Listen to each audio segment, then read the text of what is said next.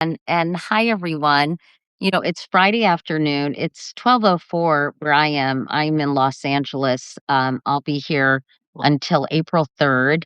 We come out here every year to escape the cold, honestly. As I told someone recently, I'm too old to be cold. And also to spend time with my daughter, her husband, and most importantly, my grandson Jay, who's almost 2 years old. But I am here. Actually, my guest, Nancy Howard Cobb, is also on the West Coast. And this is sort of a different it's not Insta, sorry, different Substack. Hi, being me. Um, because it is not about current events. We all need a break from that. But it's about a book that I read not too long ago, gosh, maybe a couple of years ago, Nancy, called In Lieu of Flowers, A Conversation for the Living. And I found this book to be so comforting and so beautifully written that Nancy Howard Cobb, the author and my guest who's here with me right now, decided to do a 25th anniversary edition with a new introduction and afterword by the author. And I'm going to let you talk, I promise, Nancy. But I blurbed the book, and on the front, thank you for using my blurb, Nancy. It says Thank you for that great blurb. A great blurb, rather. I Yours said is great. lyrical, tender, and comforting. This book is about loss, but really it's about life. Reading it was a profound and beautiful experience. So I decided, since Nancy has reissued the book of the 25th anniversary edition, because she wrote the book originally in 2000, it would be nice to have a conversation with her about it and about grief and about loss, because so many people, I think, are dealing with it. I talked to a friend of mine this morning who was really struggling with the loss of her husband, and it's just a really wonderful book. So, Nancy, hi, welcome to our little Substack interview. Hi, Katie. I'd just like to say thank you because when we met up in Aspen, you said, "Didn't you write a book about grief?" And I said, "Do you have one?" I said, "I just happen to have one here." And 2 months later, you wrote the most beautiful review that made me cry on Instagram, if we can say that. You say it can be on multiple platforms. Yeah. Okay, so Well, it was so amazing, and I got a call, and suddenly that I need to really credit you for just being the tipping point. I never expected this to happen. I mean, when I wrote this, my daughter was a teenager. My parents had died. So many things have changed. I lived in New York. Now I live closer, to my kids. I live in San Diego, and it's actually a more interesting time right now to release a book about grief and loss. I think we are struggling worldwide. And of course, we didn't have cell phones when I wrote this. We didn't have any of this.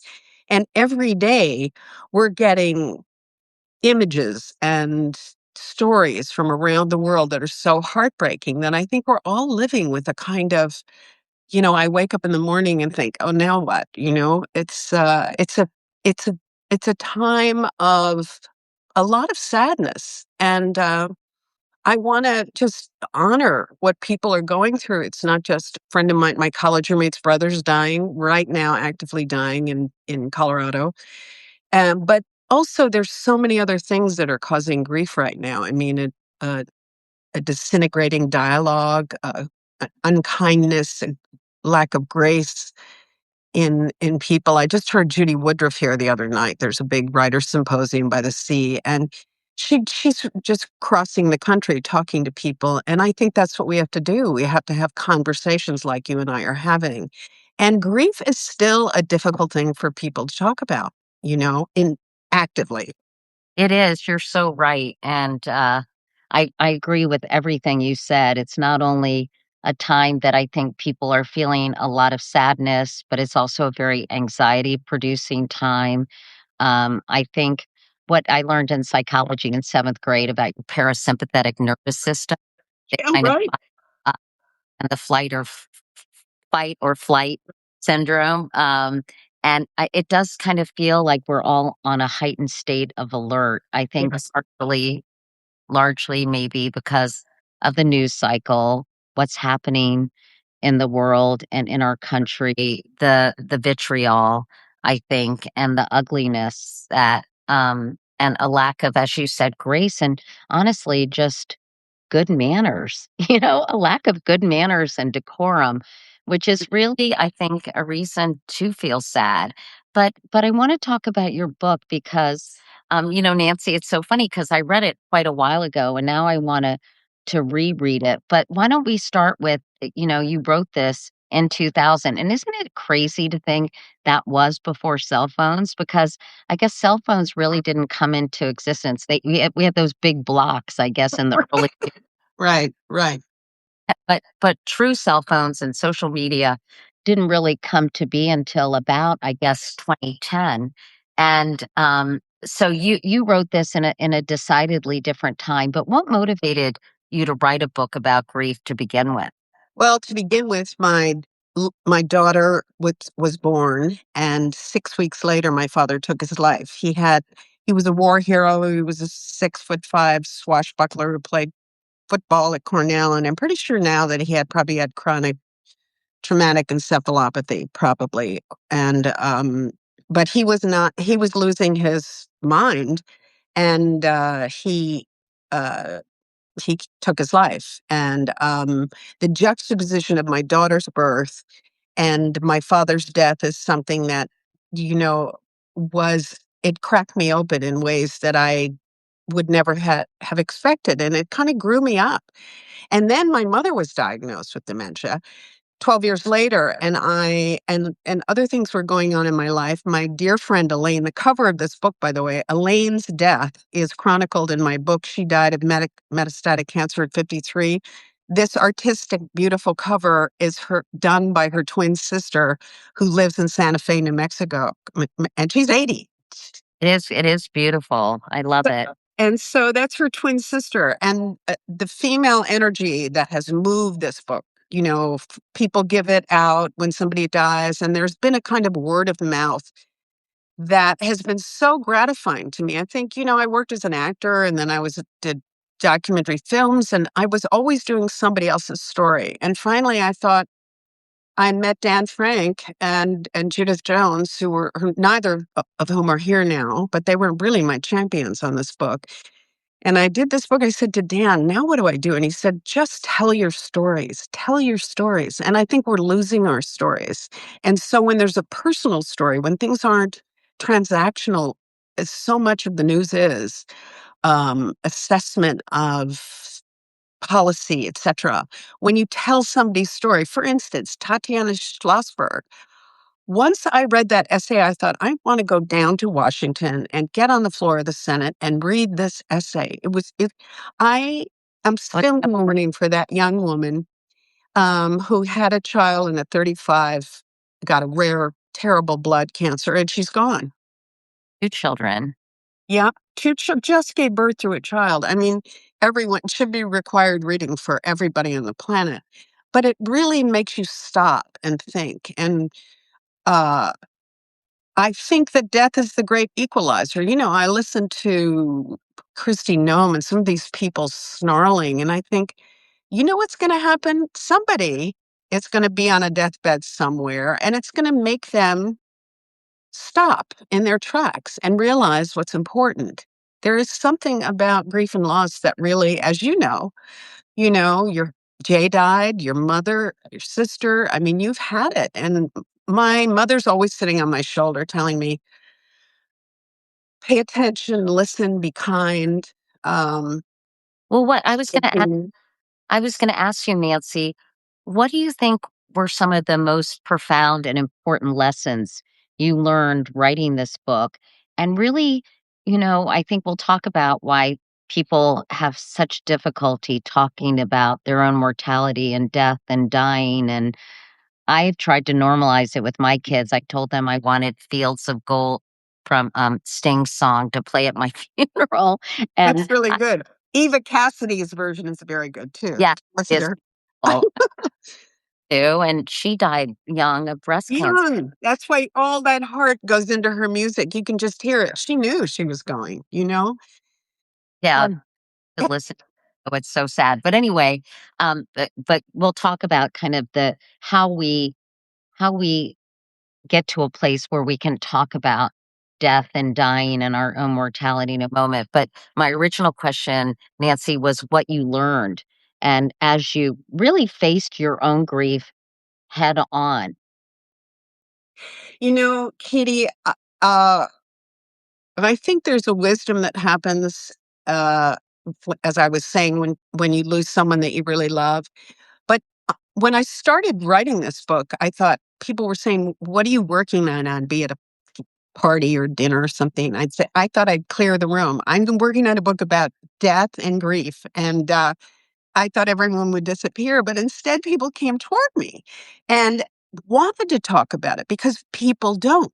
After people bake the casseroles and sweep the floors and come and help 6 months down the road, you're wondering, why is the world still going on as it is? And why am I not feeling better? And it's okay not to feel better. Grief is something we hold and carry for the rest of our lives. I said I was lucky enough to go on the Oprah show when she was on. And I said, then I said, I'm a one woman campaign to get rid of the word closure. I mean, who wants closure? You want connection. You want continuity. You want one last 20 minutes with the person you loved who's now gone. And I also say that I've learned because someone dies doesn't mean the relationship is over. It means it's changed. You're still in relationship with that person, but it's changed. They're not here, but they're in your heart. They're with you, and the more you can keep their stories alive in the world, the better you'll feel, and the more you can have people open to their stories. I think that's why I wrote this book because I wanted to make sense of my own grief. And there are a lot of euphemisms still around grief and loss. I mean, there's some reviewers. So when Jay got sick and died, I remember reading, oh gosh, I got sent every grief book I'm in sorry. that has ever been written, and I just wasn't in a frame of mind to read them at the time. But I remember even now when I hear passed or passed away, I think, why can't we just say someone died? It does Thank sound you. hard, but the more you say it, the more it's just the honest to God truth. And, even my brother Johnny, I heard him say the other day, like someone passed. And I always think it's okay to say somebody died. Well, I feel so strongly about that. And when people say it, my daughter knows when they say passed or passed away. I said, look, we're born and we die. We don't pass in and pass away as if we were some kind of a shadow or a tomato or whatever we were. We're born and we die, and these are the bookends of life. And so passed away is a euphemism because people have trouble saying die. She died. If you read any of the, you will never read a full obit in the New York Times that ever says passed away. People in the smaller columns will do it. Of course, I go to the obituaries every day because I want to know about people's lives. I'm really curious. But I think if we could, maybe now I'm on a one woman campaign to get rid of the word passed away or past. It's, it, it's like a blanket over something that's really raw and real. And, it's part of life. It's a natural part of life. It's interesting. I'm so glad you said that, Katie. Yeah, I always say died. And I remember at first it took me a while because it did sound so so hard, right? And euphemisms soften, sort of, or have a softening effect. But I do use the word died. But one of the things I wrote in my blurb, which I said this book is about loss, but really it's about life. And I think some of us, I always think about the dash between the date of you're born and the day you die, and how everything is really in the dash. Huh. And I think a lot of it is sort of, how our understanding of grief, or our fear of grief, or our appreciation of our own mortality helps us live more fully. And Mhm. wonder if you could sort of talk about how you learned that in the process of writing out law. Every time I would sign a book, I would hear a story. And so I have collected these stories, and they're somewhere in writing the new introduction, I say they become stamps on my mourner's passport. The kid I met from Mogadishu who was 12, every time I I sit next to somebody in a plane, and sure enough, that's why I always carry a book, and they want to talk about it. And so I realized by opening the conversation, you allow people to express their grief, express their feelings for the person who died. I mean, Jay was only 40, and you had these two young children. I cannot imagine the grief, and I have a friend who lost a daughter, and she said, I think it's harder. I said, "I just can't imagine now that I'm a mother and a grandmother, losing a child." And she said, "I think it's worse to lose a parent." And it's all not easy, but if we stop talking about it and we think it's something that's just past and gone, then we're missing out on something. I mean, I did the paperback, that you read right after 9/11, and, I was living in a city of grief, as you know. You were my neighbor just up the road, actually, a park, and in those days, because we didn't have cell phones, we'd pass each other, and you'd look in your neighbor's eye, or it could be all the way downtown, and you'd look, and you'd have this moment of recognition, and that is very human. That is the virtual campfire we all used to be around, and now we're not anymore. So even this conversation allows us, 2 women, 2 grandmothers who would have talked over the back fence or on the front porch or at the kitchen table, like in an Arthur Miller play, and we're both sitting at the I don't know if you're at the kitchen table, but here we are. And anyway, I think that does that answer the question, or have I gone off on some kind of, No, uh I mean, they're all these conversations can just flow naturally and take us where they do. Yeah. I I was talking about life and the delicate balance between living life to the fullest, but also being keenly aware that we're all terminal. I used to Right. say when Shay was sick, we're all terminal, and it's our responsibility and our gift, honestly, to make the most of the time we have. And so I think the when you talk about grief, conversely, you really are talking about either losing or the fear of losing, but it does kind of sharpen your senses and your desire to appreciate every day, if that makes sense.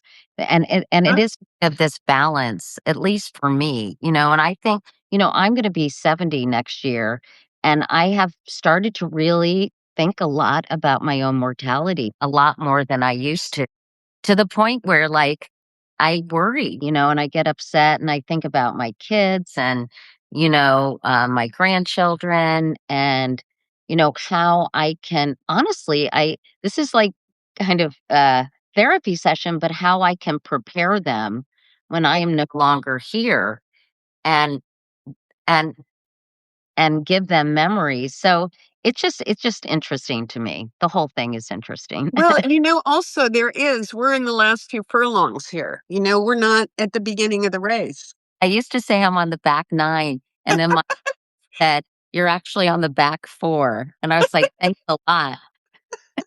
And then a friend of mine calls it the third.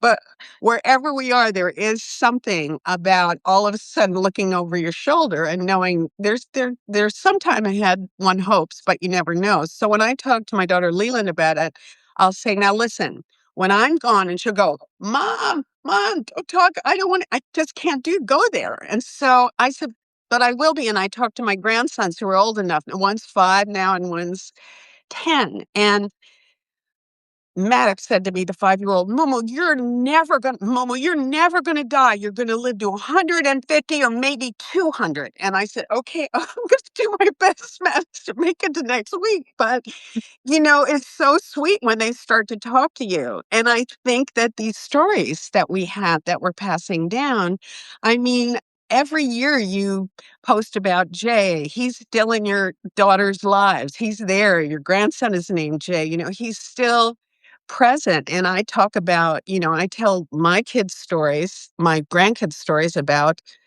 um, my parents, and way back in the olden days, they think I lived in the olden days, but they really lived in the olden days. And they're just fascinated by the stories once they get old enough.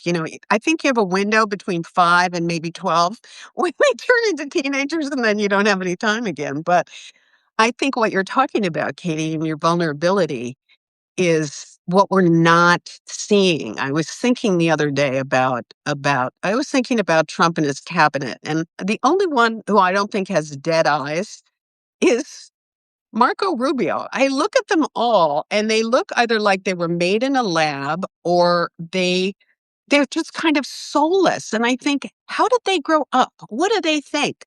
What is happening to these women who are reading the Epstein files? If they are not grieving for these little girls and boys who were once abused, what's wrong with them? Where's their humanity? I mean, we're all terminal, as you said. This is not a rehearsal. So what what benefit do they have by protecting criminals? I don't understand it. And it makes me sad. And as a woman, by virtue of giving birth, we're usually the ones around the deathbed too. It's another thing that I've learned from about women.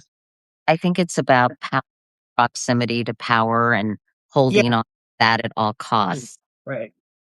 I'm curious because we have a lot of people watching, and if you all have any questions for Nancy or even anything, I don't usually do these kinds of interviews, but it's really lovely to be able to talk about things that usually do, like current events and what's happening politically, but it's really lovely to have an opportunity to talk about real things and real life. So if you all have anything you want to share in the comments, or anything that you want to ask Nancy or me, please feel free.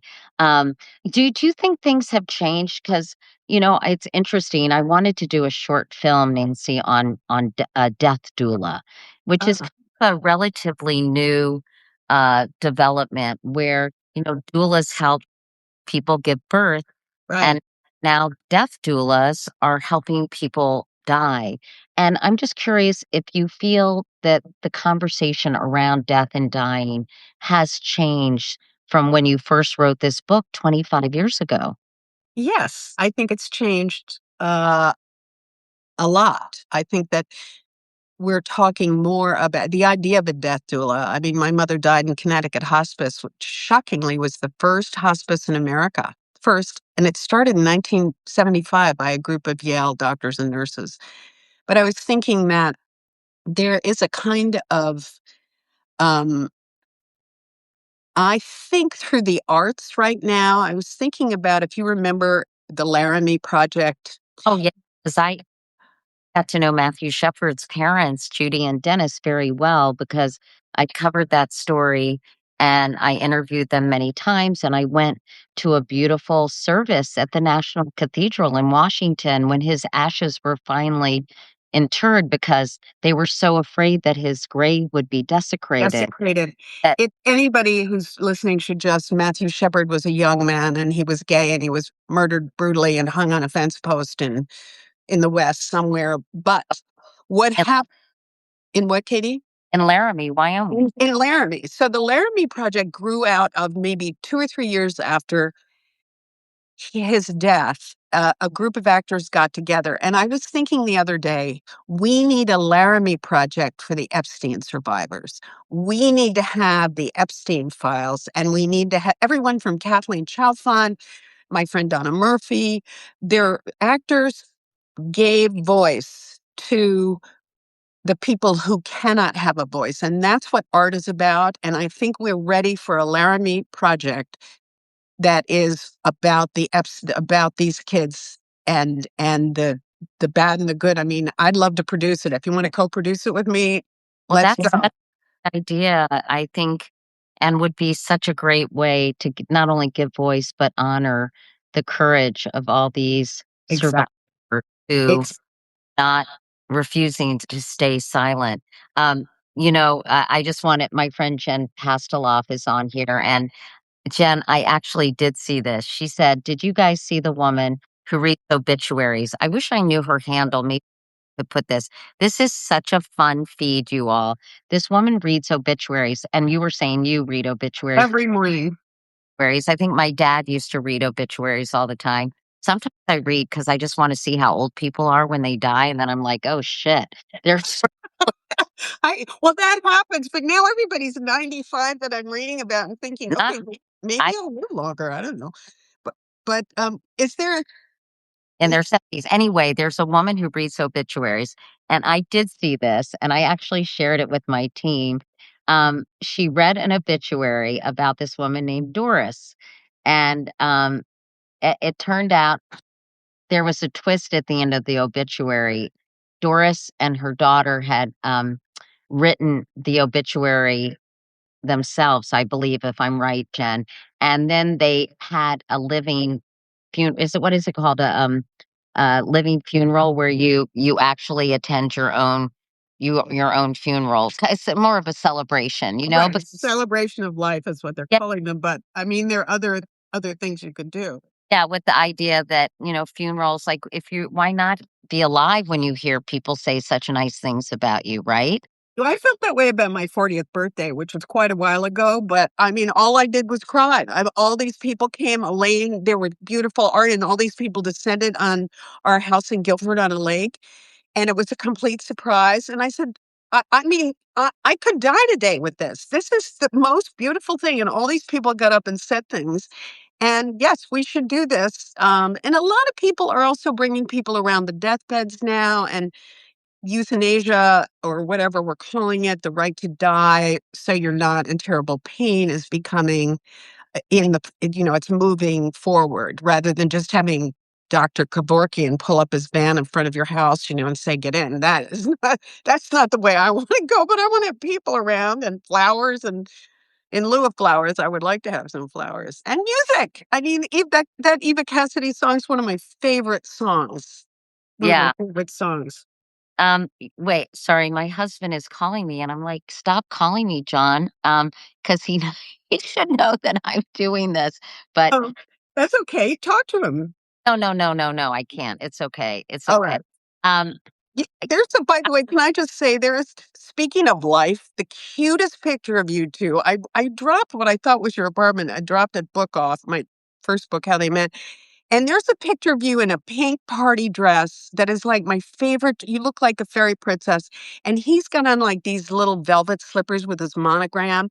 And I thought, and so I signed this book to you, and I must have dropped it to the wrong doorman because I'm sure you never got it. But it's just so cute and those stories and that story that you have given people hope. You had this terrible loss and you found this guy Molnar and you guys are funny and one day you walk 28,000 steps in New York. I was so impressed. And it's just sweet that you can find love again. And that's the hope of the kind of wonder and the miracle of knowing grief and really deeply grieving and still sometimes grieving, but finding love and moving through. Not moving on, but moving through, you know? very lucky too that John has never been threatened by Jay's memory and my love for Jay. And it's really nice that he allows me to love both of them. Well, you wouldn't be interested in him if he didn't, probably. But if I didn't do what I do, I would be a matchmaker because I feel like there's so many great women out there in particular. And I think there are a lot of great men too. And I just feel like it's just really hard for people to connect in our current society. And but also, I also think you can have a full, rich life and not necessarily have a partner too. So I don't want to make people feel like, oh, if I'm Right. not involved with somebody romantically, then my life is less than. I don't think that necessarily.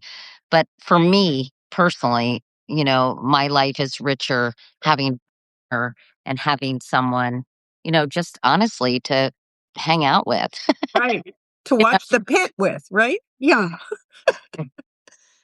Love story, which is easy. And that's actually about grief. I've been thinking a lot about you mentioned Tatiana Schlossberg. And I think about Caroline Kennedy and just Oh, the multiple losses that she has had to endure. And obviously her dad when she was what, 6, and then her and mom, I think Jackie was 64, and then of course losing her brother, and now losing her daughter Tatiana. I It's don't just know. it's just too much to bear, and I I was thinking about it. I never wrote her when Tatiana died. I don't know her very well. I met her a couple of times, and I think she's actually quite guarded by nature, and Right. y I think she's introverted much more than Yeah. John. Knew John well, but I knew him a teeny bit. Um, and thinking how important it is to write letters to people too, Right.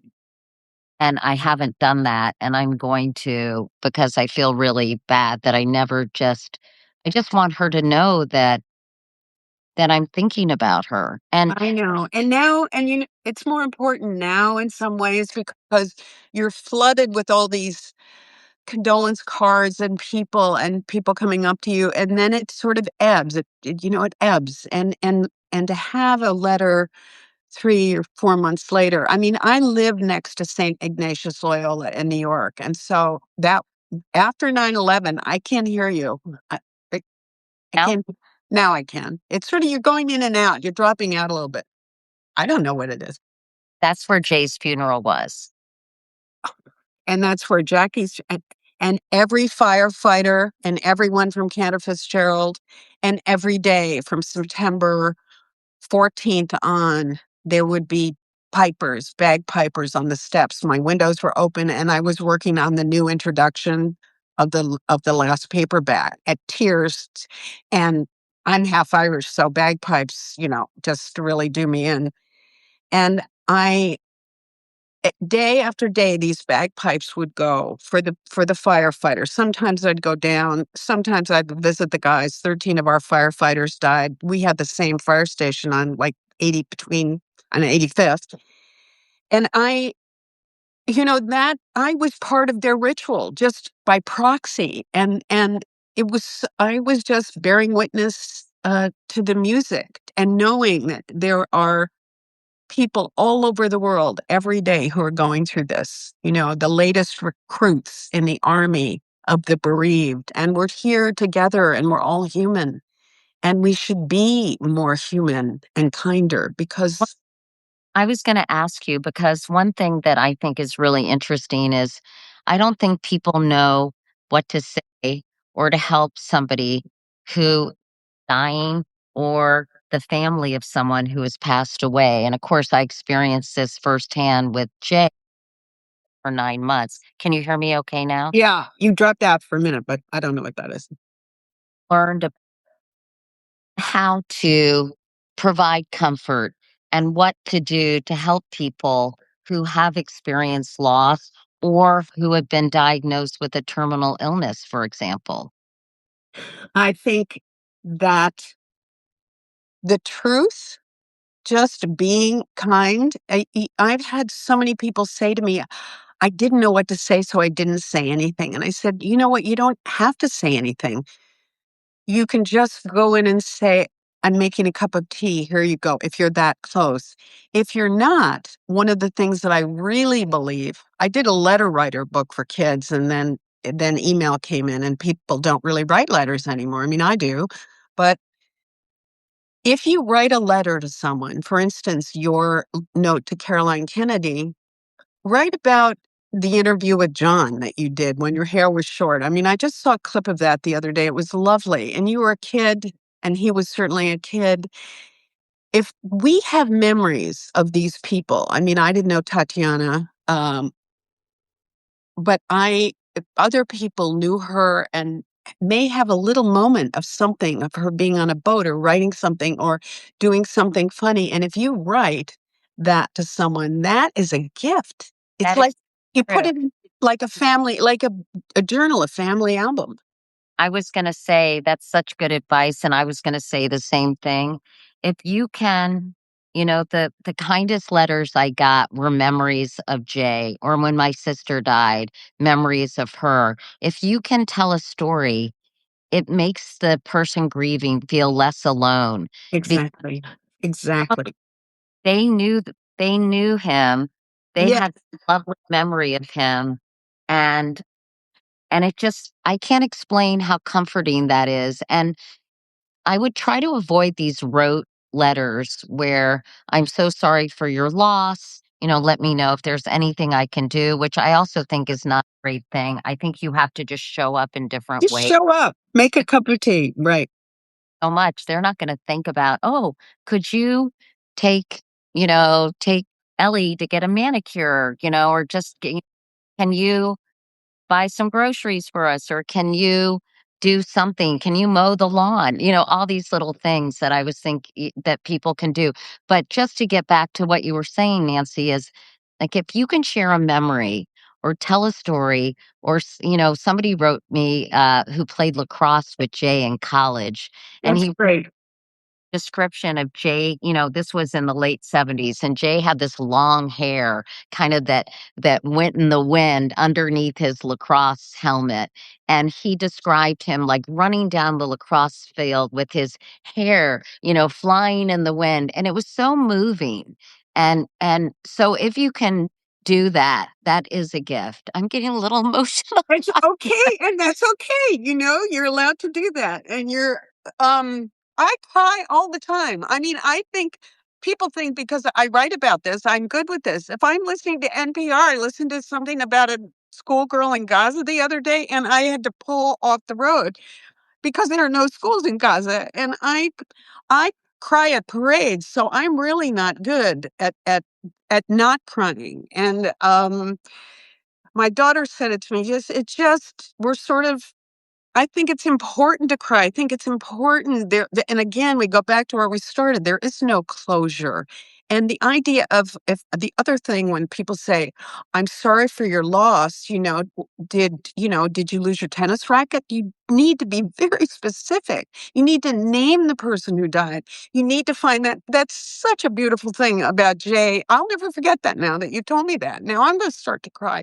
But just the idea of his being young and free and vital and his hair flying and playing lacrosse, uh, we think we have all the time in the world, and we don't. And we're living in a country that is ignoring all of this. Everything we're talking about, in a way, is being denied on a daily basis, and it chips away at your heart and your spirit and your soul. We're living in a neck up culture right now, and I think Americans are sad. Judy Woodruff was saying that the other night, I think we're human beings. I don't understand how we have degraded ourselves so fiercely in these back and forth things. Well, fortunately, and maybe I shouldn't be so candid, but I think it's a trickle down effect Of of course. this in our leaders, a specific leader. And I think that unfortunately it normalizes this callous, degrading, demeaning language that doesn't lift people down, that has no compassion, that has no empathy. And I think, unfortunately, I think, in many ways, the president of the United States is in some ways our spiritual leader too. Maybe not in any religion, but somebody in God who help should us. inspire us, or at least who exudes a certain level of decency and goodness. And I think, unfortunately, we don't have that now, and I think it has had a very corrosive effect on our society. I wanted to, just expand this to loss real quickly because I know in this afterword, you write very honestly about another you suffered by your daughter's father. You write, "The dissolution of a life I treasure and through the death of belief and the shattering of trust after years of unrecognized deceit may be the most horrendous grief I've ever endured. It was, in fact, more searing than my parents' death." I just would love you to talk, Nancy, a little bit, which was, by the way, a very great admission on your part, about the fact that loss is not just death. There are so many different. I had dinner with my friend, and her husband, Nick, died during COVID. And she's so lovely and wonderful. And we were just talking about all kinds of losses, the loss of trust, Yes. the loss of a home. I've about people who homes and the loss of. You're dropping out. Can you hear me now? Yes, I can, but you just Sorry. I that's think all it right. might be because I have you on books instead, and maybe it's screwing up my microphone. I'll hold it like this. But anyway, talk about sort of other kinds of losses and how you think this book may be helpful to people dealing with those kind of life transitions that are different than death. Thank you. Thank you for bringing it up, and that's why I decided to put that in the afterword. Uh, I think that divorce is a death. There's no question about it, but also I specifically started to talk about deceit because culturally, we're living with someone who doesn't tell the truth. Our president doesn't tell the truth. He lies. And it's fact checked and fact checked. And to do that with a straight face and to be told, so we're all being gaslighted in a way by the president of the United States. And the people who still believe him, I'm completely baffled by, and that makes me sad. That's a grief. I have 2 or 3 cousins, I can't talk to them anymore because they voted him in, and, I not to get into politics, but I think there is a real grief about uh, not being told when somebody doesn't tell you the truth and you think it's the truth, but it's not the truth. That's terrible. I've also done large groups of people, end of life conferences, and I've heard from clergy and hospice nurses. And one of the things is sometimes people get up and say, I know this is going to sound terrible, but I cried more when my dog died than when my father died. And I said, that's all right. You loved your dog. And I don't know what your relationship was like with your father, but you have to trust your own intuitive sense of things. And it's harder to do if you're not being told the truth. And think that really, as a country right now, we're grieving their politics has been difficult forever, but there's something now that's different about the conversation. So yes, divorce. Belle Burden has written this book and gone public where in the past and good for her. And I read a review that said, uh, some of her friends said this was revenge. And she said, I hope those friends are in the rearview mirror because this isn't a book about revenge. It's a book about her life. As I quote Anne Lamott and say, Anne Lamott said, you own your stories. We all own our stories. And you know what? If somebody wanted you to write nicely about them, they should have behaved better. Can you turn that on? No, my husband just walked in. Hi, Say I would say like to say just hi to say, Nancy. do I call him Wait, John or you Mr. call him Mr. John. Molnar? Hi, John. I prefer Mr. Molnar. Okay, thank you, your Majesty. Okay, good to meet And you. And um also, Wendy lives out very close to friends of mine, and I mean, we're circling around. So, is okay, oh, uh, you're not here? yeah, now I Now can. can you hear? Okay, I'm just gonna hold this. Nancy, I He's going to play that's golf. okay. That's okay. Anyway, I just want to say thank you. Oh, the one thing I wanted to ask you before we go is, writing about your mom was so sweet, and I have to reread the book because, as I said, it's been a while. But how can people who are sort of in on the back four or in the final chapter, how can they make it easier to because I used to say I'm not as afraid of death as I am of loss. And and and how can we better sort of help the people we leave behind carry on? And I feel like your mom sort of helped you with that, Nancy. She was very cool. My mother was a lapsed Catholic, but she believed in all kinds of things. First of all, she had a great sense of humor. And there's one story I'd actually like to tell you, Please. but she used to say, "Oh God, I'm not afraid to die." She was very curious. She loved people. She was extroverted like I am. I think that's where my extroversion comes from. And so she used to say, "Oh, for God's sake, it's just, it's like going into another room. It's just like going into another room, death." She said, "It's just another room." And then when she couldn't talk, I thought I'd lost her, but there's a piece in the book where I find her and I say, "You're gonna be able to do this yourself." It was the most extraordinary communication other than giving birth to my daughter. No drugs, by the way, at Lenox Hill. I don't know what I was thinking, but other than doing that, nursing my mother out of this world as I brought my daughter into this world are these two ends of a walnut. And 4 months before I moved here, Katie, I was really, I always get sad in November. My father died in November. Elaine died in November. My mother died in November. It's a difficult month for me. And my daughter lives in Orange County and I live in San Diego, but I went into, I don't know where to walk in Orange County. So I'd go to the Fashion Island and I went into Neiman Marcus, needless markup. It's not a place I shop. So I Yeah. go in there and I, of course, get into a long conversation with the salesperson. And she says to me, "Oh, God," she said, "so interesting. What do you do?" And I said, "Oh, I'm a writer." And I wrote, "What do you write about?" I write about my mother's death. I said, "Is there a ladies' room on this floor in a restroom?" And she said, "Yeah, just go to the back wall, make a left, and go past those fashion posters." And I said, "Okay." So I go, and there are these like 6-foot posters, six of them on the wall on the hallway to the bathroom. And I walk past and I'm looking up and I see Hattie Carnegie and there's a model and she's got a hat on and my mother modeled for Hattie Carnegie. And Lucille Ball modeled with her too. I told this story to Lucy Arnaz, not too many people, but I walked past and I see Hattie, my mother worked, and then I stop dead in my tracks.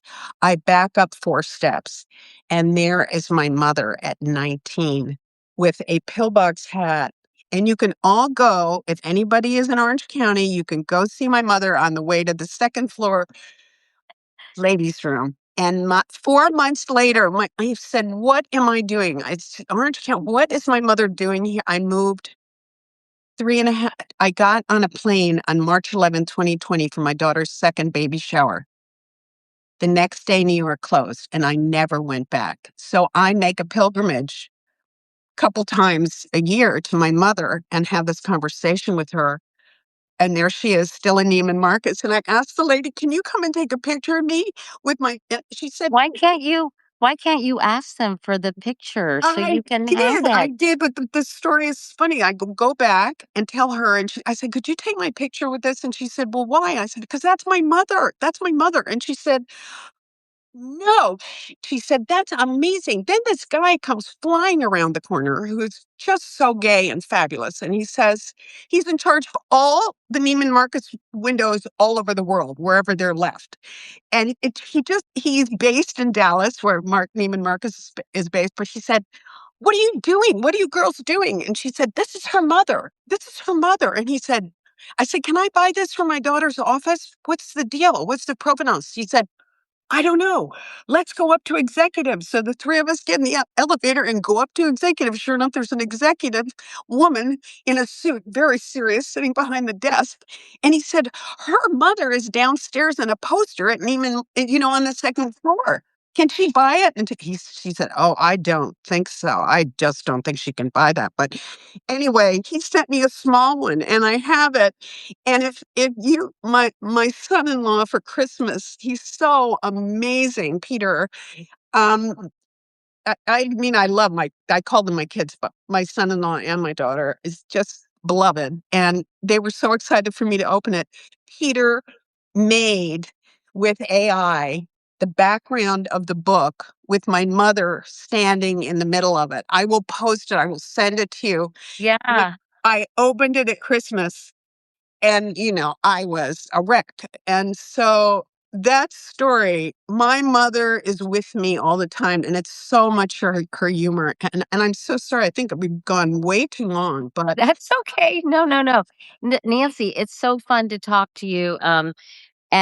And I want you to go to somebody bigger at Neiman Marcus and get that damn poster of your mom. you have sway, Katie. I think you need to write a letter to executive. Would you do that? I will. I will. If you can help me figure out who to write to, let's get it done and let's get that poster for your daughter's office.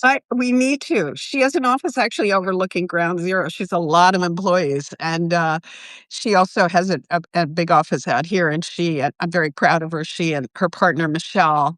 My daughter's name is Leland, and she and Michelle started 15 years ago.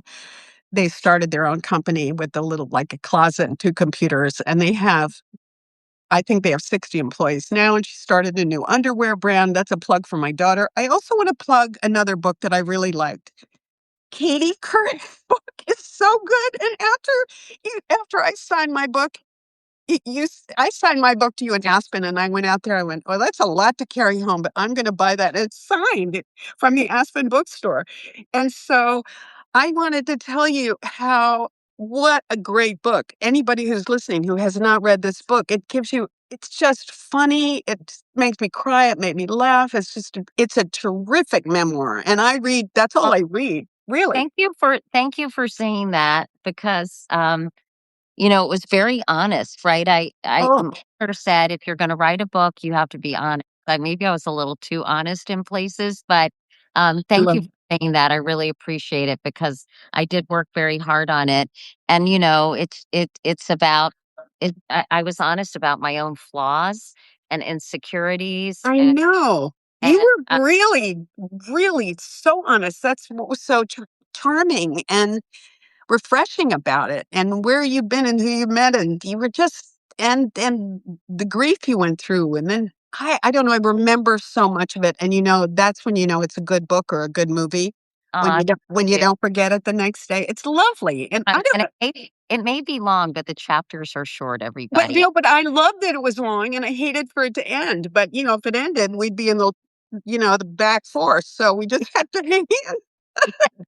Well, I just wanna recommend this book, you all. I mean, if you are struggling, and there isn't such a thing as closure. We're always somebody described to me grief is like having a stone in your pocket. Yeah, You know, I heard that.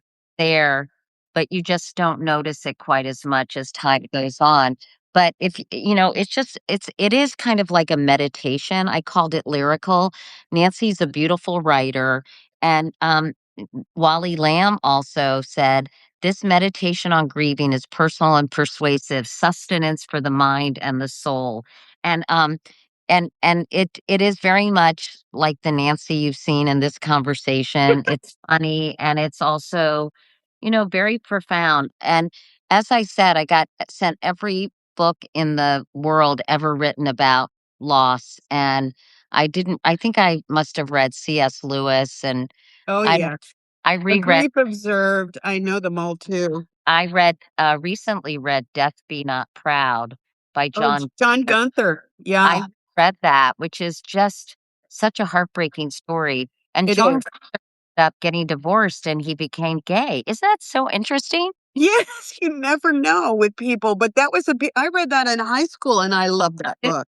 I did too. But anyway, the book is called In Lieu of Flowers, A Conversation for the Living, which it really is. And Nancy Howard Cobb is the author. I was very honored to blurb it. It's just a really lovely, comforting, um, immersive experience to read this book.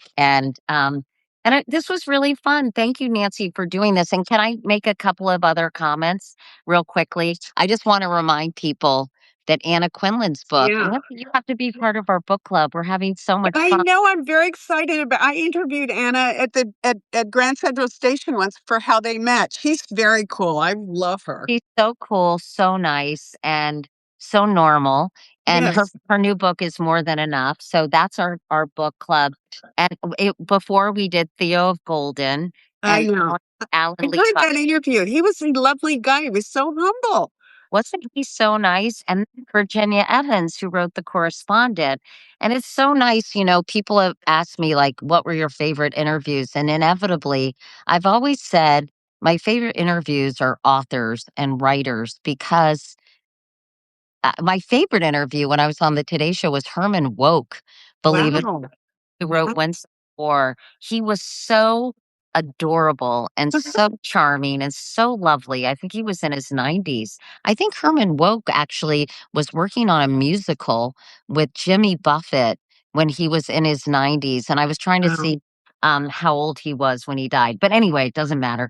But I love interviewing authors, and I love actually just this was really fun spending time with you.